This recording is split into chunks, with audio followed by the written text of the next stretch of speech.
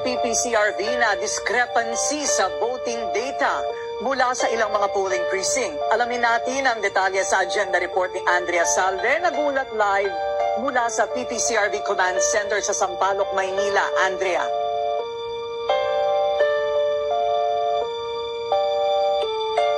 Corina, ilang hindi pagkakatugma-tugma nga sa bilang ng mga botante at mga balota ang napansin ng PPCRV sa datos na inilabas ng COMELEC sa kanilang website.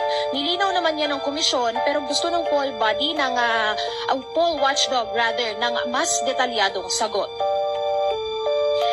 Mislabeled lamang umano. Ito ang paunang paliwanag ng COMELEC sa napansing diferensya ng PPCRV sa voting data mula sa ilang clustered precinct sa mga lungsod ng Zamboanga at Dumaguete. Ang tinutukoy nila rito ay ang kaibahan ng bilang ng mga botante at mga nabilang na balota. Isa sa mga halimbawa ng PPCRV ay ang mula sa isang clustered precinct sa Zamboanga City kung saan 992 ang registered voters. 768 dito ang napaulat na bumoto pero 919 na mga balota ang lumabas na nabilang. Marami raw ang ganito ang kaso sa buong Zamboanga City at Dumaguete. Ayon sa COMELEC, maaaring nailagay sa maling data cell ang mga numero.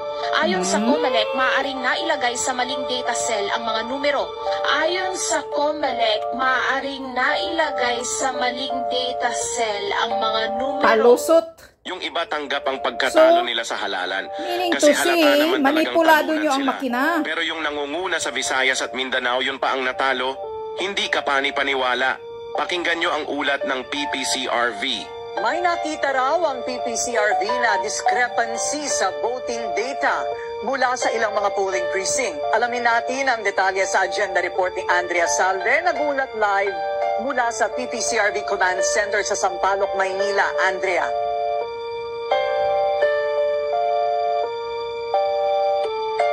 Corina, ilang hindi pagkakatugma-tugma nga sa bilang ng mga botante at mga balota ang napansin ng PPCRV sa datos na inilabas ng COMELEC sa kanilang website. Nilinaw naman yan ng komisyon pero gusto ng poll body ng poll watchdog ng mas detalyadong sagot. Mislabeled lamang umano. Ito ang paunang paliwanag ng COMELEC sa napansing diferensya ng PPCRV sa voting data mula sa ilang clustered precinct sa mga lungsod ng Zamboanga at Dumaguete. Ang tinutukoy nila rito ay ang kaibahan ng bilang ng mga botante at mga nabilang na balota. Isa sa mga halimbawa ng PPCRV ay ang mula sa isang clustered precinct sa Zamboanga City kung saan 992 ang registered voters.